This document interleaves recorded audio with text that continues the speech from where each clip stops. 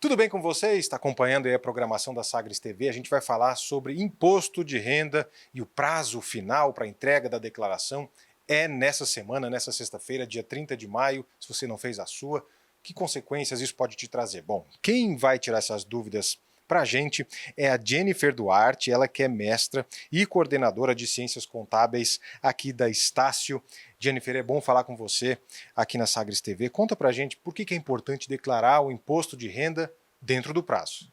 Eu que agradeço pela oportunidade. Então, o imposto de renda ele traz muitos impactos hoje para a vida da pessoa física, né? Principalmente para aqueles que têm aí rendimentos tributáveis acima dos 33.888 em 2024.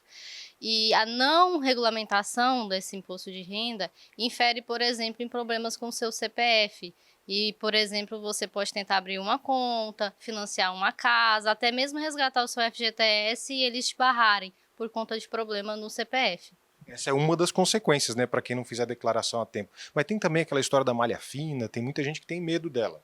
A malha fina, na verdade, é uma ajuda ao contribuinte, né, para que a Receita ela confira os dados que foi enviado e às vezes é só mesmo para uma confirmação. Às vezes sua declaração não está errada, não é que você está sonegando imposto, mas às vezes é só uma confirmação para que as informações realmente estejam claras e o seu CPF não seja bloqueado e você tenha essas consequências e aí possivelmente pagar uma multa, né, alguns juros pelo atraso ou pelo não envio. Pois é, reforçando, nesse dia 30 de maio termina o prazo para entregar a declaração. Tem alguma prorrogação, alguma exceção para casos específicos ou não? A Receita ela não costuma prorrogar a declaração do imposto de renda. Outras declarações eles até às vezes prorrogam, mas a do imposto de renda dificilmente vai haver prorrogação, independente da pessoa, independente da circunstância. Então, a sugestão é aproveitar a quinta, aproveitar a sexta, mesmo sendo os últimos dias, e a gente prefere não que o contribuinte não deixe isso para o último dia, por conta de instabilidade, mas se você deixou, organize sua documentação e se de tudo não conseguir organizar toda a documentação, envia o que conseguir enviar para não deixar de enviar e não enviar ela zerada, porque senão a gente tem consequências de multa e consequências de bloqueio de CPF, como dito anteriormente. Quem é obrigado a declarar o imposto de renda em 2025? Quais são os critérios? Então, é sempre os critérios referentes ao ano anterior. Então, a declaração de 2025 referente às informações de 2024. Quem teve rendimentos tributáveis acima de 33.888, o que são esses rendimentos tributáveis? O que você recebeu? Se você, por exemplo, é um CLT, geralmente a empresa te dá aquele papelzinho em forma de rendimento que mostra ali o que você recebeu de valor bruto, INSS, e se teve algum imposto de renda retido. Rendimentos de bens, direitos acima dos 800 mil, casa, moto, carro, apartamento, valores bancários ali que eles falam rendimentos isentos e não tributáveis acima de 200 mil. Geralmente, esses valores ele já traz uma obrigatoriedade para o cliente, para a pessoa física. Você já fez uma lista, né, do que é preciso para quem é obrigado a entregar a declaração. E também tem as despesas. Mas é toda despesa que vale e precisa ser declarada ou não? Então, a Receita ela permite o abatimento de algumas despesas para te ajudar a pagar menos imposto ou a resgatar, o que a gente fala de restituir mais imposto, né? Que é quando você recebe aquele dinheiro de volta que foi descontado de você lá do seu contra-cheque, que a gente chama do imposto de renda retido. Quais são essas despesas? Geralmente as mais comuns. Despesa com instituição, né, de educação. Então, se você tem um filho, tem um dependente que faz uma faculdade, faz uma escola, você paga. Você pode abater isso do seu imposto. Ou, se você estuda, você pode fazer isso também. Despesas médicas, planos de saúde também é permitido.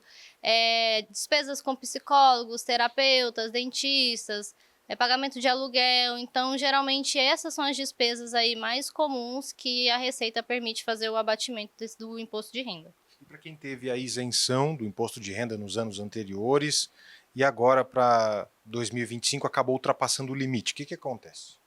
Precisa declarar. né? Não é porque você foi isento nos anos anteriores que você vai ser isento pelos outros anos. E o contrário também acontece, né? Pode ser que você era obrigado a fazer a declaração nos anos anteriores e esse ano, por exemplo, você não é obrigado.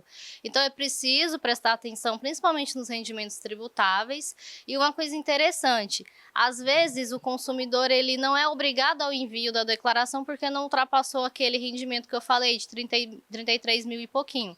Mas ele teve um rendimento, um imposto de renda retido.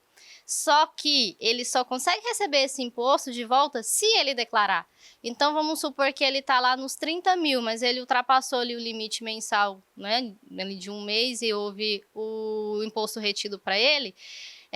Se ele não declarar, ele não recebe de volta. Então, é importante se atentar, procurar um contador, uma pessoa que conheça, ou procurar a gente aqui na Estácio, né? A gente ainda está nesses últimos dias aí para ajudar, né, o pessoal a fazer essa declaração, mesmo não estando obrigado, mas tendo o imposto retido para você conseguir pegar esse imposto de volta. Está terminando a entrevista já, Jennifer, mas é uma pergunta importante. Quem está deixando para a última hora costuma cometer que tipo de erro nessa reta final para declarar?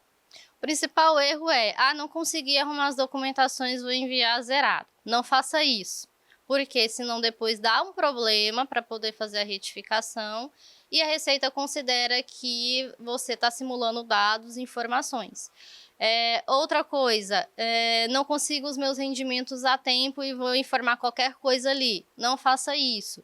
Hoje a gente tem a declaração pré-preenchida. Não quer dizer que é a declaração completa que eu vou enviar daquele jeito. Claro que eu preciso de informar, né, coisas ali a mais. Mas pega essa pré-preenchida, não tive tempo, não consegui pegar o documento do meu carro, não sei o nome, não sei a placa, não sei Renavan, não sei nada da minha casa, mas envia essa pré-preenchida do jeito que ela tá, com seus rendimentos, para não perder o prazo até amanhã. E quando você conseguir essas outras documentações extras, digamos assim, a gente consegue retificar essa declaração sem você pagar aquela multa. Se você não enviar até amanhã e deixar para enviar depois, não existe a retificação, é uma declaração a ser enviada e isso vai gerar uma multa ali de mais ou menos R$165.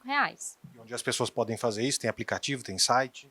A gente tem a própria declaração baixada pelo governo, né? Aqui na Estácio a gente prefere utilizar ela porque é mais fácil, é mais didático, mas o próprio contribuinte consegue entrar no meu imposto de renda, utilizar aquele acesso do gov.br, que é o CPF, uma senha, entrar lá e preencher sua própria declaração e fazer o envio. Muito bem. Jennifer Duarte, mestra e coordenadora de Ciências Contábeis aqui da Estácio. Obrigado pelos esclarecimentos e as pessoas então agora podem ter essas orientações para conseguir declarar a tempo. Obrigado, até uma próxima. Eu que agradeço pela oportunidade e um bom dia para todo mundo. É isso, gente. Termina então nessa sexta-feira, dia 30, o prazo para entrega da declaração do imposto de renda. Fica aqui as informações, entrevista que você pode conferir também depois, a qualquer hora, aqui na Sagres TV. E eu volto com vocês aí nos estúdios.